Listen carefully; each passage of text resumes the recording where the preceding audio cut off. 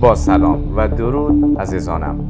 امروز 10 نفر از پناهندگان اندونزی شهر مکاسار عازم استرالیا می شود.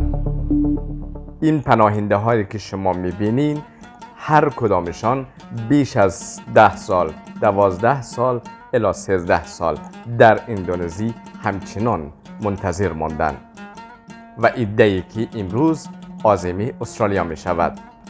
دوستا و رفیقا تا دم در آنها را همراهی می کند و همچنان یک دوستمان در حال آماده شدن که از زیر قرآن رد شود به طرف استرالیا برود که شاعر می گویند غریبی بس مرا دلگیر دارد، فلک بر گردنم زنجیر دارد، فلک بر گردنم زنجیر بردار که غربت خاک دامنگیر دارد.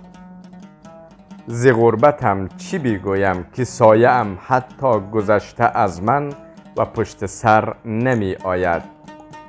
و همچنان این پناهنده ها با چشمه های اشکبار از دوستانش خداحافظی می کنند. این پناهنده ها بیش از 10 سال الی 12 سال همه با هم در کنار هم بودن زندگی کردند و امروز از هم جدا می شوند. سرنوشت پناهنده ها در اندونزی به حد دردناک است که حتی با زبان نمی شود گفت. ما با دوستانم خداحافظی می کنیم که یک سفری خوب در پیش داشته باشند. آینده ایشان پر از خوشی و سلامتی باد.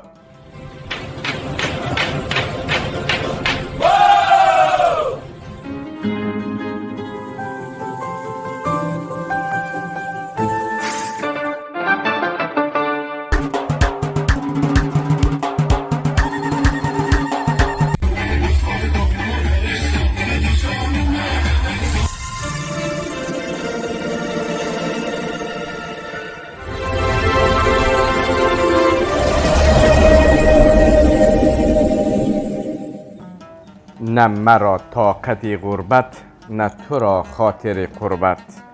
دل نهادم به صبوری که جز این چاره ندانم. رفتن خدا یار و نگهداری.